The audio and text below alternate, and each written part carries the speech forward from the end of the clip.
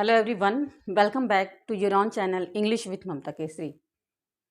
तो फ्रेंड्स, आज के इस वीडियो में मैं आपको बताऊंगी कि कौन कौन से बुक जो हैं वो बेस्ट होंगे आपके लिए अगर आप टीजीटी इंग्लिश की तैयारी कर रहे हैं, जिससे कि आप फर्स्ट अटेम्प्ट में ही सिलेक्शन ले सकें। और मेरे चैनल पे जो सबसे पहला वीडियो है उसमें भी मैंने बुक्स को बताया है, लेकिन अभी भी कई लोगों का कमेंट आ रहा है कि मैम थोड़ा डिटेल में बता दीजिए कि किस पोर्शन को, किस टॉपिक को हम किस बुक से तैयार करें। ठीक है, तो आज मैं संपूर्ण रणनीति जो है, अपनी स्ट्रेटजी है, उसे बताऊंगी कि किन किताबों से मैंने पढ़ करके सिलेक्शन लिया, किन किताबों से कौन कौन सा यूट्यूब चैनल मैंने फॉलो किया और कौन सी मटेरियल को मैंने कहाँ से इकट्ठा किया, कौन सा प्रैक्टिस सेट मैंने सॉल्व किया। ओके, तो इसे आप बिल्कुल ध्यान से देखिएगा। अभी भी आपके पास समय है, अभी एग्ज़ाम डेट आया नहीं, अभी भी अगर फॉलो करते हैं तो काफ़ी अच्छा आप इस एग्ज़ाम में स्कोर कर सकते हैं। तो चलिए स्टार्ट करते हैं। जैसा कि आपको पता होगा, जब भी हम एग्ज़ाम की तैयारी करते हैं, किसी भी एग्ज़ाम की तैयारी, तो काफ़ी सारे कन्फ्यूज़न होते हैं और हमें लगता है कि काश कोई गाइड करने वाला मिल जाए जो हमें बता दे कि इन्हीं 4-5 किताबों को, 6 किताबों को पढ़ के हमने सिलेक्शन लिया।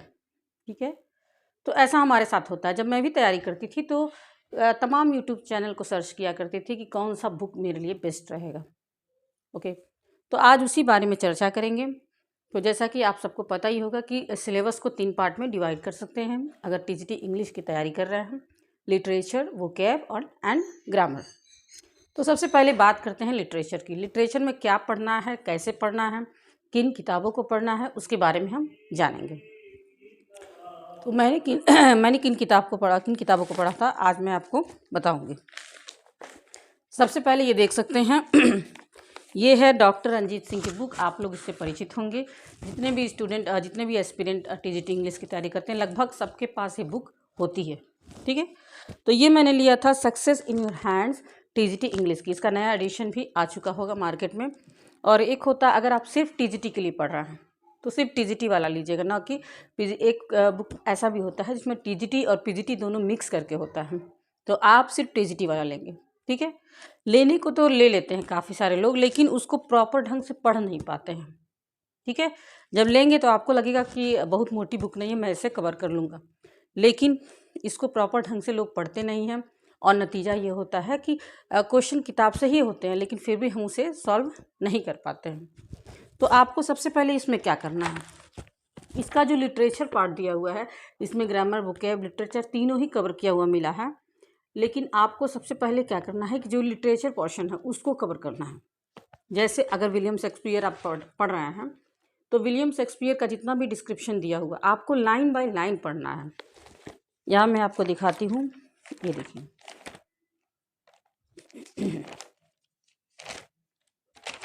देखिए, अगर आप विलियम शेक्सपियर पढ़ रहे हैं तो यहाँ देखिए, विलियम शेक्सपियर का यहाँ पे उनका जीवन परिचय है इनका।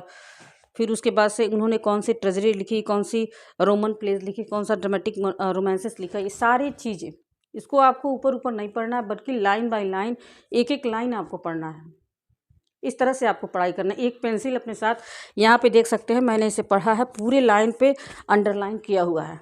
आप अपने साथ एक पेंसिल या पेन लेके बैठिए और पूरे लाइन को अंडरलाइन करके एक पेज को प्रॉपर ढंग से पढ़ लीजिए। और अगर आपके साथ कोई हो तो उससे आप क्वेश्चन पूछने के लिए बोल सकते हैं कि इस पेज से रिलेटेड जितने क्वेश्चन बन सकते हैं हमसे पूछिए। ठीक है, ऐसे करके विलियम शेक्सपियर या चारों ऑथर जो हैं उनके बारे में जो भी चीज़ें, जो भी पॉइंट दिए गए हैं, उनको आप डिटेल में पढ़िए।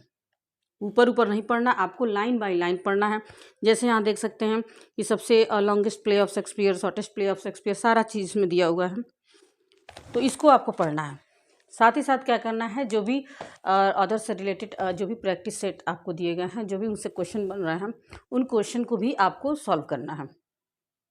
और चारों ऑथर्स को करने के बाद आपको पीछे काफ़ी सारा प्रैक्टिस सेट दिया हुआ है। तो ये नहीं करना है कि ये प्रैक्टिस सेट सॉल्व करने से कोई फ़ायदा नहीं, पता नहीं एग्ज़ाम में मिलेगा या नहीं मिलेगा, ऐसा नहीं सोचना। आपको पूरा प्रैक्टिस सेट जितना भी दिया हुआ है, क्योंकि आपका एक्यूरेसी तभी आएगा जब आप ज़्यादा से ज़्यादा क्वेश्चन को सॉल्व करेंगे। तो आपको इन चारों राइटर को पढ़ने के बाद आपको क्या करना है कि ज़्यादा से ज़्यादा क्वेश्चन जो है, जितना भी प्रैक्टिस सेट इसमें दिया हुआ है, उन सबको आपको सॉल्व करना है। फिर उसके बाद लिटरेचर के लिए ये बुक हो गया। और इसमें साथ साथ आपको वोकैब भी मिल जाएगा।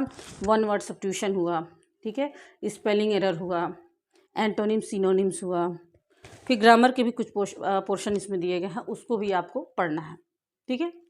और जब कई किताबों से आप तैयारी करते हैं तो आपकी एक्यूरेसी काफ़ी अच्छी हो जाती है, आपको उस विषय का, उस टॉपिक का डीप नॉलेज हो जाता है।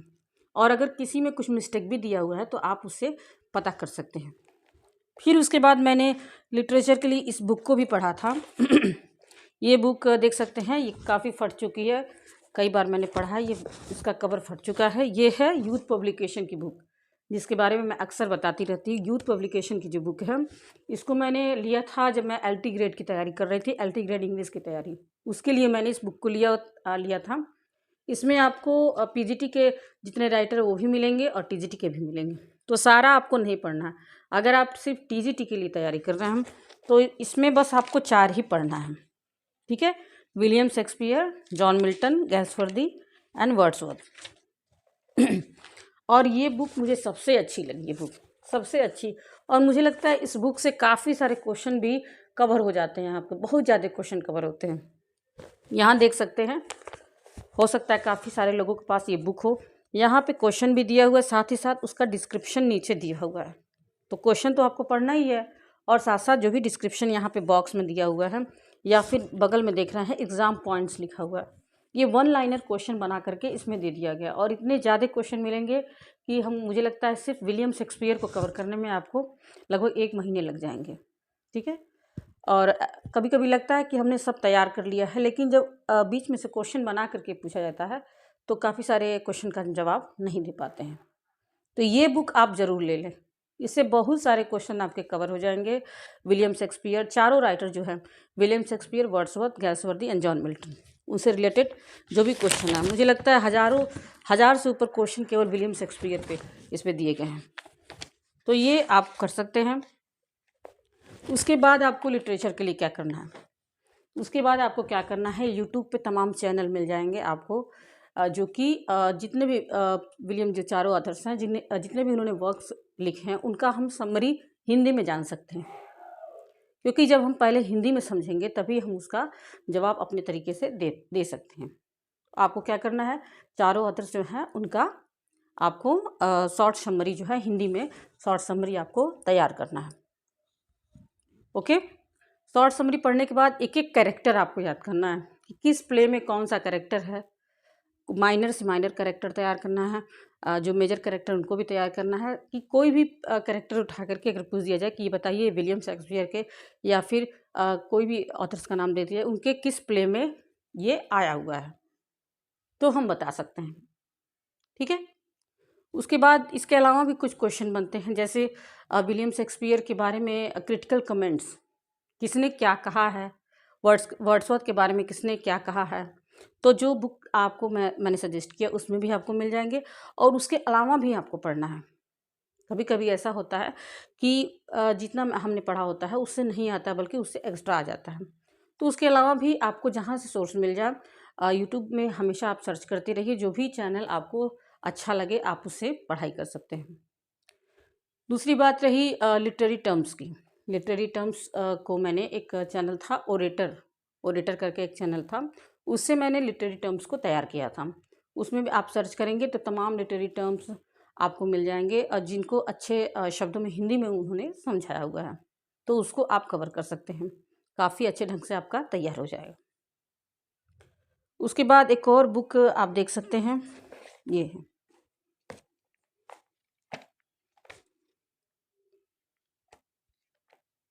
ये देखिए, ये है उपकार पब्लिकेशन की बुक है, इसका आगे का कवर फट चुका है। ये देखिए, पीछे से मैं दिखा रही हूँ, उपकार पब्लिकेशन, उपकार TGT इंग्लिश, ओके। इसमें जितने भी लिटरेरी टर्म्स भी कवर हो जाएंगे, आपके फॉर्म्स ऑफ लिटरेचर, ये सारे इसमें कवर हो जाएंगे। और साथ ही साथ यहाँ पे देख सकते हैं, इसमें बहुत डिटेल में दिया हुआ है। इस बुक को लेंगे तो आप काफ़ी डिटेल में, जैसे यहाँ पे देख रहे हैं पास्टोरल कितने प्रकार के होते हैं, ये सारा उसका प्रकार दिया, और एक एक पार्ट पे, एक एक टॉपिक पे क्वेश्चन भी इसमें कवर किया हुआ है, यहाँ देख सकते हैं। इसको ले लेंगे तो काफ़ी हेल्पफुल रहेगा आपके लिए। यहाँ देखिए,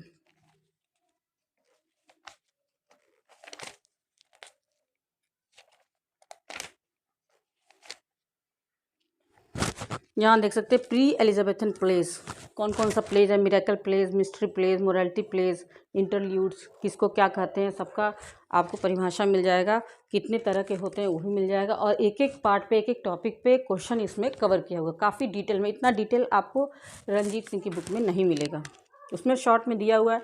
लेकिन ये जो उपकार पब्लिकेशन की बुक है, इसमें फॉर्म्स ऑफ लिटरेचर, प्लेज हो, ठीक है, या फिर लिटरेचर या फिर पोइट्री हो, कोई भी फॉर्म हो, उसका पूरा डिटेल आपको दिया हुआ, शॉर्ट फॉर्म में उसको दिया हुआ है, और एक एक टॉपिक पे क्वेश्चन भी कवर किया गया है, तो इसको आप पढ़ सकते हैं।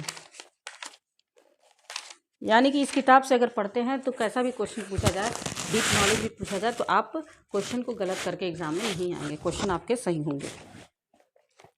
तो उपकार पब्लिकेशन का बुक इसके लिए हेल्पफुल रहेगा। यहाँ पे देख सकते हैं एस्से दिया हुआ है, एस्से कितने प्रकार के, पर्सनल एस्से, एफोरिस्टिक एस्से, पीरियोडिक एस्से, क्रिटिकल जनरल्स, और उससे जितने क्वेश्चन बन सकते हैं वो भी क्वेश्चन आपको यहाँ पे कवर किया गया है। ये बहुत अच्छी बुक है उपकार पब्लिकेशन की, इसे भी आप ले सकते हैं, ठीक है। ये तो हुई लिटरेचर की बात। और देखिए कोई और छोर नहीं है, लेकिन पहले जितने स्टैंडर्ड बुक्स मैं बता रही हूँ उसको आप ज़रूर पढ़ लें। उसको पूरा करने के बाद आपके पास टाइम बच रहा है तो आप ज़्यादा से ज़्यादा प्रैक्टिस सेट ला करके सॉल्व करते रहें, लेकिन इतने बुक्स को आपको पढ़ने होंगे, तभी आप फर्स्ट अटैम्प्ट में सिलेक्शन ले सकते हैं। फिर बात कर लेते हैं ग्रामर की। ग्रामर में भी काफ़ी कंफ्यूज रहते हैं लोग कि कौन सा पुस्तक, कौन सा बुक पढ़ें, कौन सा ना पढ़ें, ठीक है। तो सबसे अच्छी बुक है ये, देखिए, ये है के पी ठाकुर की book, a practical guide to English grammar. जो बुक आपको अपने आसपास मार्केट में नहीं मिलते हैं, उन बुक को आप लोग फ्लिपकार्ट से या अमेजन से ऑनलाइन परचेस कर सकते हैं, ठीक है। ये बुक मुझे बहुत अच्छा लगा ग्रामर के लिए। इसमें इजी लैंग्वेज, खास करके जो बच्चे हिंदी मीडियम से तैयारी कर रहे हैं, हिंदी मीडियम के स्टूडेंट के लिए काफ़ी अच्छी बुक है। इसमें हर चीज़ को हिंदी में, इंग्लिश में समझाया गया, यहाँ देख सकते हैं। और ये नहीं कि बुक केवल लेना ही गुण नहीं है, आप बुक ले लिए हैं, सारी मटेरियल आपके पास अवेलेबल है, लेकिन उसको किस तरीके से पढ़ना है आपको नहीं पता है, तो भी बुक लेने का कोई मतलब नहीं है, ठीक है ना। तो इसमें आपको क्या करना है, जो भी टॉपिक्स आपको दिखाई दे रहे हैं, जैसे यहाँ मान लीजिए आप यहाँ देखिए, ये आर्टिकल्स दिया हुआ है, आर्टिकल्स के बहुत सारे यहाँ पे पॉइंट बना करके, एक एक पॉइंट बना करके यहाँ पे दिया गया है कि कौन कौन सा कॉन्सेप्ट होता है, क्या रहता है, तो क्या, कब एन लगाते हैं, कब एन का प्रयोग नहीं करते हैं, कहाँ द का प्रयोग करते हैं, कहाँ नहीं करते हैं, बहुत काफ़ी डिटेल में इसमें बताया गया है। आपको क्या करना है, सारे कॉन्सेप्ट को, जितने पॉइंट वाइज इसमें बनाए गए हैं, सारे कॉन्सेप्ट को पढ़ना है, और जितना भी उसका एग्जाम्पल दिया गया है उसको भी आपको पढ़ना है। तो पढ़ने का तरीका भी मायने रखता है, केवल बुक लेने से कोई मतलब नहीं। अगर बुक ले लिए हैं, पढ़ने का तरीका हमारे पास नहीं है, तो भी सिलेक्शन लेना मुश्किल हो जाता है। और जब पूरे कॉन्सेप्ट आपके एक टॉपिक के क्लियर हो जाए, तो इसमें जो प्रैक्टिस सेट दिया गया उसको भी आप सॉल्व करेंगे, और साथ ही साथ आप क्या करेंगे, कहीं और से भी, अन्य जगहों से भी, यूट्यूब चैनल हो गया या फिर कहीं से भी आपको प्रैक्टिस सेट मिल जाए, उसको आप सॉल्व करिए उस टॉपिक से रिलेटेड, केवल उसी टॉपिक से रिलेटेड, और देखिए कि कौन सा कॉन्सेप्ट कहाँ पे यूज़ हो रहा है और मैं गलती कहाँ पे कर रहा हूँ, उसे देखिए। ग्रामर के लिए ये बुक काफ़ी अच्छा है, इसमें सारी चीज़ें आपको मिल जाएंगी। प्रीपोजिशन में काफ़ी लोग कंफ्यूज रहते हैं कहाँ पे क्या लगाएं, और प्रीपोजिशन का कोई और छोर नहीं है, बहुत बड़ा है, बहुत वास्ट सिलेबस अपने आप में बहुत वास्ट है। लेकिन आप देख सकते हैं इसमें इतना ज़्यादा प्रैक्टिस सेट करा दिया गया है कि इससे बाहर एग्ज़ाम में क्वेश्चन जाने के चांसेस बिल्कुल नहीं के बराबर है। आपको इससे बाहर कुछ भी नहीं मिलेगा, आपको जैसा भी क्वेश्चन बनेगा आपको इससे मिल जाएगा। यहाँ पे देख सकते हैं कितना ज़्यादा यहाँ प्रैक्टिस सेट कराया गया है, देख सकते हैं। तो केवल बुक लेना ही आपके लिए फ़ायदेमंद नहीं होगा, बुक ले लीजिए और साथ ही साथ उसके लिए परिश्रम भी कीजिए। बुक लेकर के परिश्रम करेंगे तभी उस बुक को लेने का कोई मतलब है, ठीक है। तो ग्रामर के लिए ये हो गया आपका के पी ठाकुर की बुक है, a practical guide to English grammar, ठीक है। इसको आप कवर कर सकते हैं, और जो भी इसमें प्रैक्टिस सेट दिए गए हैं उनको भी आप सॉल्व करें, ताकि ज़्यादा से ज़्यादा एक्यूरेसी आपकी बनेगी। इसके बाद ये बुक मैंने पढ़ा था, ये भी बुक मैंने लिया था रेन एंड मार्टिन की। इसकी बुक दो तरह की आती है, एक हिंदी मीडियम के स्टूडेंट के लिए, एक इंग्लिश मीडियम के लिए। तो चूँकि मैंने यूपी बोर्ड से पढ़ाई की है तो मैंने हिंदी वाला लिया था। यहाँ देख सकते हैं, यहाँ पे एक एक चीज़ों को हिंदी में समझाया गया है और इस बुक में भी बहुत ज़्यादा प्रैक्टिस सेट दिया गया है, बहुत ज़्यादा प्रैक्टिस सेट। यहाँ देख सकते हैं, मैं इसको कवर नहीं कर पाई थी पूरा बुक को, लेकिन फिर भी काफ़ी चीज़ें मैंने इस बुक से पढ़ा था। काफ़ी चीज़ें वास्ट भी इसमें दी गई हैं, बहुत ही डिटेल में। और ये जब भी बुक आप ले, इसके साथ साथ इसका एक आंसर की आता है, ये देख सकते हैं, इसको भी आप ले। इसमें जो भी प्रैक्टिस सेट दिया गया है, इसका आंसर इसमें नहीं दिया गया है बल्कि इसमें दिया गया है। तो आप प्रैक्टिस सेट सॉल्व करते जाइए, उसके बाद आप क्या कीजिए, इसका आंसर की से मिलाइए कि आपके कितने क्वेश्चन सही हो रहे हैं। तो आप ये काम कर सकते हैं, कोई भी टॉपिक उठाइए, इस बुक से पढ़िए। यह बुक काफ़ी अच्छा है, काफ़ी, मुझे तो सरल, इसकी भाषा सबसे सरल लगती है केपी ठाकुर की। और रेन एंड मार्टिन भी अच्छा है, इसको भी पढ़ सकते हैं हम। और इसमें जितना बहुत ज़्यादा, इसमें इस बुक से आपको ये फ़ायदा होगा कि आपको ज़्यादा से ज़्यादा प्रैक्टिस सेट मिलेगा। एक एक टॉपिक पे जो भी ग्रामर के टॉपिक बन सकते हैं। बहुत सारी चीज़ें था, जब हम तैयारी में नहीं थे तो ग्रामर की बहुत सारी चीज़ें जानते ही नहीं थे कि ये भी होता है, ये भी होता है। ये इस बुक को पढ़ने के बाद बहुत सारी चीज़ों का नॉलेज हुआ हमें। तो इस बुक से आप ज़्यादा से ज़्यादा प्रैक्टिस सेट सॉल्व कर सकते हैं और उसका आंसर की आपको इसमें मिल जाएगा। उसके बाद हम बात कर लेते हैं कि वोकैब के लिए भी कई लोग तो ध्यान ही नहीं देते हैं कि वोकैब भी कोई चीज़ है। जब हम शुरुआत में हम भी तैयारी करते थे तो हमें भी ये नहीं पता था कि वोकैब भी एक पोर्शन होता है, इसे भी तैयार करना ज़रूरी है। हमें लगता था कि सिर्फ लिटरेचर और ग्रामर को ही तैयार करना होता है, ठीक है। बाद में पता चला, किसी ने गाइड किया कि वोकैब को भी आपको इम्पोर्टेंस देना है, वो भी आपके एग्ज़ाम का एक इम्पॉर्टेंट हिस्सा है। उससे वोकैब से ही आपके वन वर्ड बनते हैं, एंटोनिम्स सिनोनिम्स बनते हैं, ठीक है। और भी बहुत सारी चीज़ें, स्पेलिंग एरर हो गया, ये सब वोकैब से ही। इसके लिए आप देख सकते हैं, ये बुक है जो वर्ड पावर मेड इजी, ठीक है। ये बुक काफ़ी लोग जानते हैं, लेकिन मैं ये देखती हूँ कि बहुत सारे लोग इस बुक के बारे में जानते हैं, फिर भी इधर उधर भटकाव रहता है उनके अंदर ये रहता है कि पता नहीं इस बुक से मिलेगा या नहीं मिलेगा। कुछ और बुक ले लेते हैं। तमाम तरह की बाज़ार में, मार्केट में तमाम तरह की बुक आ रही हैं जो कि वोकैब को कवर कराती हैं। तो बहुत लंबी चौड़ी मोटी सी बुक ले लेंगे, अगर हम उसे कवर ना कर पाएँ तो उससे कोई फ़ायदा नहीं। आप यकीन मानिए कि अब तक के जितने भी आपको टीजीटी का हिस्ट्री आप उठा के देख लीजिए, जितने भी वोकैब के क्वेश्चन आए हुए हैं, आपको इस बुक में लगभग 80% 85% आपको इसी बुक से मिल जाएंगे, ठीक है। ऐसा कोई वर्ड नहीं है जो इस बुक से ना मिले। वैसे तो देखा जाए तो वोकैब का जो है कोई और छोर नहीं है कि दुनिया में लाख करोड़ों वर्ड्स हैं। हम इंडियन हैं, चूँकि हम इंडियन हैं इसलिए हम अंग्रेज़ नहीं बन सकते।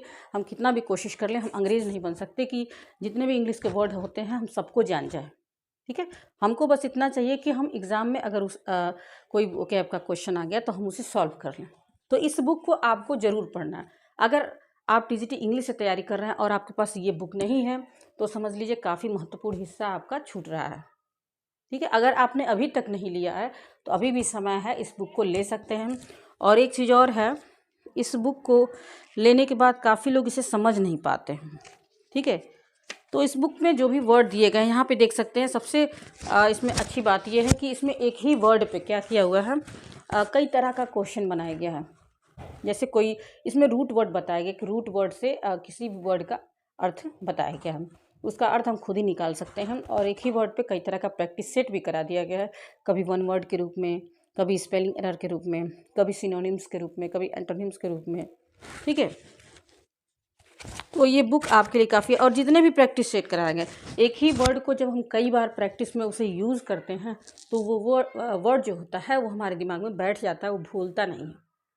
तो इस बुक को मैं सजेस्ट करूँगी, मेरे कहने पे आप लीजिएगा और जब आप एग्ज़ाम देंगे तब आप खुद कहेंगे कि मैम इससे काफ़ी सारे वर्ड इस बुक से मिल गए थे।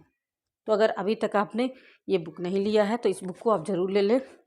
वर्ड पावर मेड इजी, यहाँ देख सकते हैं, नॉर्मन एंड लेविस की बुक है, ठीक है।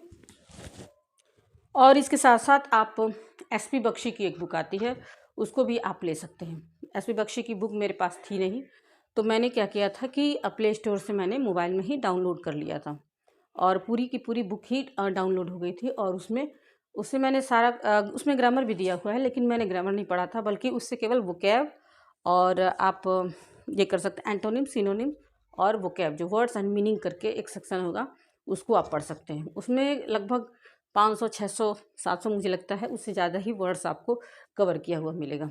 ठीक है, तो मैं बता तो रही हूँ कि ये पढ़ना है, ये पढ़ना है, ये पढ़ना है, लेकिन उसको पढ़ने के लिए आपको टाइम देना पड़ेगा। टाइम भी देना ज़रूरी है। आप अपने लिए एक समय निर्धारित कर लीजिए कि मुझे इस दिन ये पढ़ना है, इस दिन ये पढ़ना है और इस दिन ये पढ़ना है। ठीक है, तो ये एक तरह से देखा जाए तो आपको 4 से 5 घंटा पढ़ना ही पढ़ना पड़ेगा, चाहे आपका शेड्यूल जो हो कितना भी बिजी हो। अगर आपको फाइनल सिलेक्शन लेना है तो 4 से 5 घंटा आपको पढ़ना ही पड़ेगा। ठीक है, तो यहाँ से वो कैब क्लियर हो गया आपका। अब इससे ज़्यादा बुक के चक्कर में आप मत पढ़िए। वो कैब के लिए वर्ड पावर मैडिजी ले लीजिए एंड SP बख्शी की बुक, ये 2 बुक पर्याप्त है आपके लिए। इन्हीं में इतने सारे वर्ड्स हैं कि आप याद करते रह जाएंगे। इसको याद करके और प्रैक्टिस भी ज़रूरी है। केवल अगर हम याद कर लेते हैं और उन वर्ड का प्रैक्टिस नहीं करते, रिवाइज नहीं करते हैं, तो मेन एंड वक्त पे हमें भूल जाता है। तो आपको क्या करना है कि इन जो भी मैंने बुक्स बताया है उसको डिटेल में पढ़ना है और उसको बार बार रिवाइज, मल्टीपल टाइम्स जो है रिवाइज करना है। रिवाइज करना एक महत्वपूर्ण चीज़ है जो कि आपको एग्ज़ाम में काम आता है। अब इससे ज़्यादा आपको बुक्स इकट्ठा करने की कोई ज़रूरत नहीं है, इतना बुक पर्याप्त है। उसके बाद प्रैक्टिस सेट की बात कर लेते हैं। हमेशा चैनल पे कमेंट आते हैं, मैम आपने कौन सा प्रैक्टिस सेट सॉल्व किया था कि आपका सिलेक्शन हो गया। ठीक है, तो आपको क्या करना है कि प्रैक्टिस सेट में घटना चक्र की प्रैक्टिस सेट आती है। घटना चक्र TGT इंग्लिश करके आती है। उसमें इतनी मोटी बुक है, उसमें बहुत सारा प्रैक्टिस सेट दिया हुआ है, लेकिन उसमें यह है कि TGT PGT दोनों के क्वेश्चन को मिक्स करके दिया हुआ है। तो कोई बात नहीं, ग्रामर तो दोनों में लगभग लगभग सेम रहता है, चाहे आप TGT की तैयारी कर रहे हो या आप PGT की तैयारी कर रहे हो। तो ग्रामर तो लगभग लगभग सेम होता है, वोकैब भी सेम होता है, बस लिटरेचर में कुछ राइटर्स उसमें बढ़ जाते हैं। तो उसका जितना भी प्रैक्टिस सेट है वो इतनी मोटी बुक है, तो कम से कम मुझे लगता है कि रोज़ आप 10 पन्ने 20 पन्ने एक औसत बना लीजिए कि मुझे आज इतने पन्ने प्रैक्टिस सेट सॉल्व करने हैं, उतना आप सॉल्व कीजिए। और अपने साथ जब भी प्रैक्टिस सेट सॉल्व कीजिए, एक पेंसिल लेकर के बैठिए और आपको जो क्वेश्चन आसान लगे उसको तो आप वैसे ही सॉल्व कर लीजिए। जो क्वेश्चन लगे कि मुझे ये नहीं पता है तो उसको आप सर्किल कर सकते हैं, सर्किल करिए या अंडरलाइन करिए। ऐसे करते करते पूरा प्रैक्टिस सेट सॉल्व कीजिए और जब दोबारा आपको रिवाइज करना रहेगा तो सिर्फ उन्हीं क्वेश्चन को पढ़ें जिनमें आपने सर्किल किया हुआ है, उन्हीं को दोबारा तिबारा आप पढ़िए। इससे आपका टाइम भी बचेगा। और एक चीज़ और है, इससे जो घटना चक्र का प्रैक्टिस सेट है ये काफ़ी अच्छा मुझे लगा, क्योंकि इसमें लगभग 10 साल के क्वेश्चन जो कि TGT PGT या फिर KBS या फिर LT ग्रेड उसमें आए, इंग्लिश में आए हुए हैं, उस सारे क्वेश्चन उसमें कवर किया गया है। और उन क्वेश्चन को कवर करते करते हमें एक आइडिया मिल जाता है कि किस पैटर्न पे आधारित क्वेश्चन है, किस तरह के क्वेश्चन पूछे जा रहे हैं। और तब हमें ये अंदाज़ा मिल जाता है कि हमने इस तरह का क्वेश्चन तो पढ़ा है लेकिन इस तरह का हमने नहीं पढ़ा है। तो फिर उस टॉपिक को आप कहीं से सर्च कीजिए और उसके बारे में उसके सारे कॉन्सेप्ट को आप क्लियर कीजिए। ओके, आई होप ये आपके लिए हेल्पफुल रहेगा। इसके अलावा भी मार्केट में इस समय काफ़ी नए नए प्रैक्टिस सेट आ गए हैं, अगर टाइम बचता है तो आप उनको भी सॉल्व कर लीजिए। लेकिन अभी मुझे लगता है कि सबसे पहले आपको घटना चक्र का प्रैक्टिस सेट ज़रूर सॉल्व करना चाहिए और प्रैक्टिस सेट आपको सबसे लास्ट में सॉल्व करना है।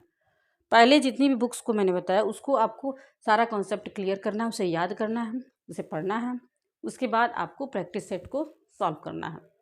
प्रैक्टिस सेट सबसे ज़्यादा मायने रखता है। अगर हमने पूरा पोथा लेके पढ़ लिया है लेकिन प्रैक्टिस सेट हमने सॉल्व नहीं किया है तो ज़्यादा से ज़्यादा क्वेश्चन हमारा करेक्ट नहीं होगा, क्योंकि भीड़ काफ़ी है। ठीक है, सीटों की तुलना में काफ़ी लोगों ने अप्लाई किया है, भीड़ काफ़ी है।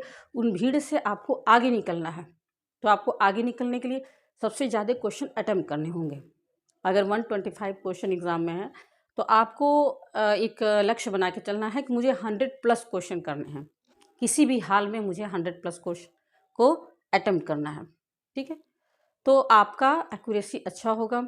और जब हम लोग का रिजल्ट आया था तो उसमें काफ़ी सारे लोग बोल रहे थे 85 क्वेश्चन जिसका सही होगा उसका सिलेक्शन हो जाएगा, 80 तक भी जा सकता है, लेकिन ऐसा कुछ नहीं हुआ। जब रिज़ल्ट आया तो मेरिट काफ़ी हाई चली गई।